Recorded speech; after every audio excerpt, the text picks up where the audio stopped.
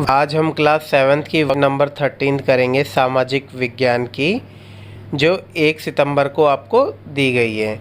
अगर आप चैनल पे नए हैं तो इसको सब्सक्राइब कर लें और वीडियो पसंद आने पे लाइक, कमेंट और शेयर करना ना भूलें।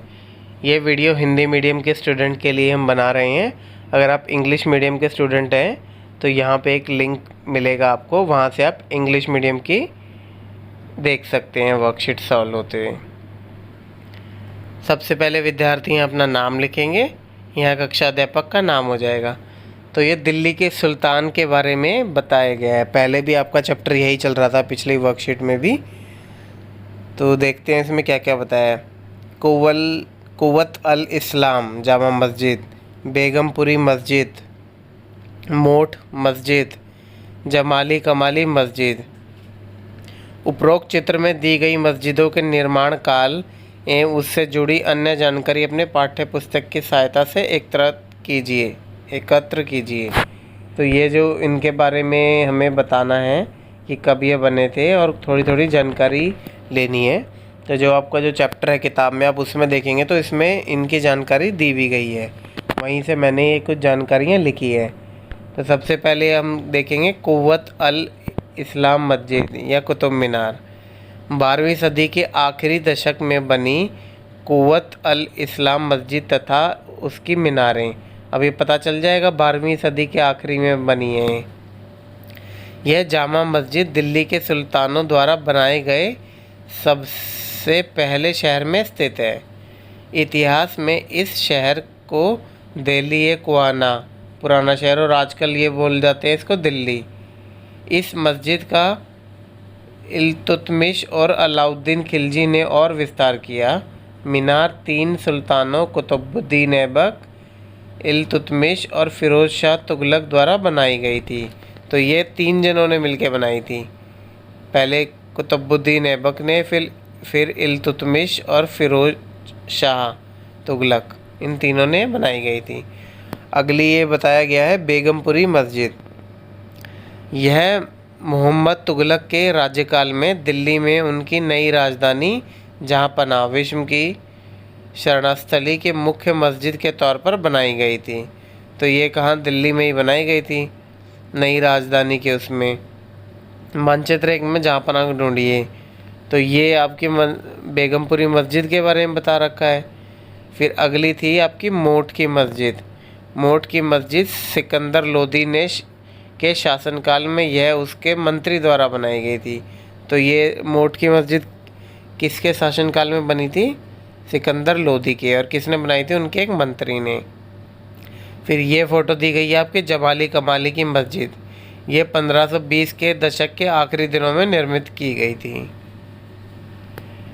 दिल्ली के आरंभिक सुल्तान, विशेषकर इल्तुतमिश, सामंतों और जमींदारों के स्थान पर अपने विशेष गुलामों को सूबेदार नियुक्त करना अधिक पसंद करते थे।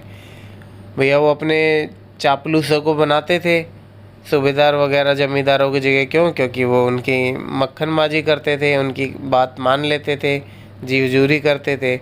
इन गुलामों को फ़ारसी में बदंगा कहा जाता था तथा उन्हें सैनिक सेवा के लिए ख़रीदा जाता था। किनको ख़रीदा जाता था? जो विशेष गुलाम हैं, जिनको सूबेदार बना रहे थे।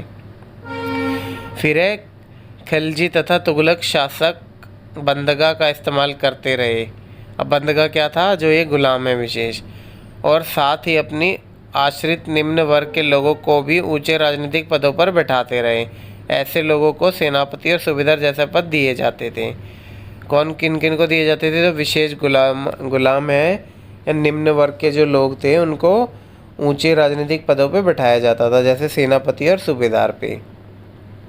गुलाम और आश्रित अपने मालिकों और संरक्षणों के प्रति वफादार रहते थे, मगर उनके उत्तराधिकारियों के प्रति नहीं। अब वो क्या करते थे? गुलाम और जो आश्रित थे वो अपने मालिकों के, जैसे खिलजी और तुगलक हैं, उनके तो वफादार रहते थे, पर उनके उत्तराधिकारियों के, उनके बाद जो बैठे थे उनके नहीं रहते थे।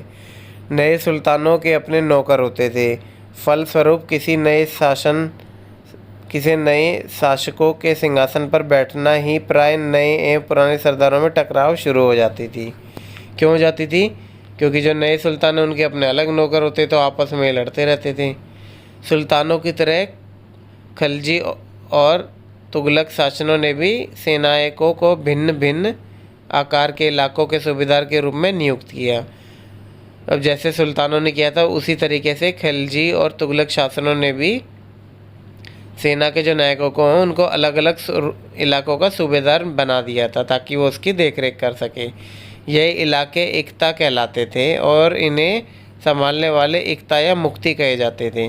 जो ये सेना नायक उस जगह को संभालेंगे उसको या तो इक्तादार बोलते थे, क्यों? क्योंकि उस इलाके को इक्ता बोलते थे, या उसे मुक्ति कहते थे उस सूबेदारों को। मुक्ति का फर्ज था सैनिक अभियानों का नेतृत्व करना और अपने इक्तों में कानून और व्यवस्था बनाए रखना। तो इनका काम क्या था कि सैनिक अभियानों का नेतृत्व करना। वहाँ कहीं लड़ाई हो रही है तो उसमें सेनापति टाइप होते थे और वहाँ के कानून व्यवस्था को बनाए रखना है कि कोई विद्रोह ना कर ले वगैरह वगैरह। अपनी सैनिक सेवाओं के बदले वेतन के रूप में मुक्ति अपने इलाके से राजस्व की वसूली किया करते थे। राजस्व के रूप में मिली रकम से ही वे अपने सैनिकों को भी तनख्वाह देते थे। तो वहाँ उन्होंने टैक्स लगा रखा था, अब टैक्स से वो पैसा वसूलते थे और उसी से अपने सैनिकों को ही खर्चा या तनख्वाह भी देते थे।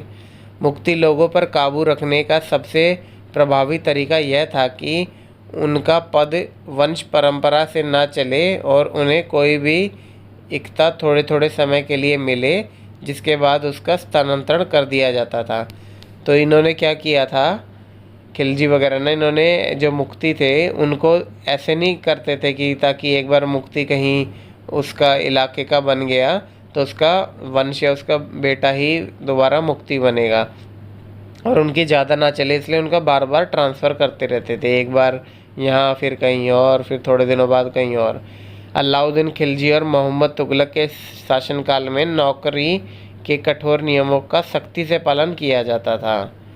अलाउद्दीन खिलजी के शासनकाल में भू राजस्व के निर्धारण और वसूली के कार्य को राज्य अपने नियंत्रण में ले आया। अलाउद्दीन खिलजी के काल में क्या हुआ, जो भू राजस्व था, ज़मीन का कर होता था, के निर्धारण और वसूली के कार्य को राज्य अपने नियंत्रण में ले आया। राज्य के डायरेक्ट अंडर में आ गए, पहले वो सेंटर के अंडर में आते थे।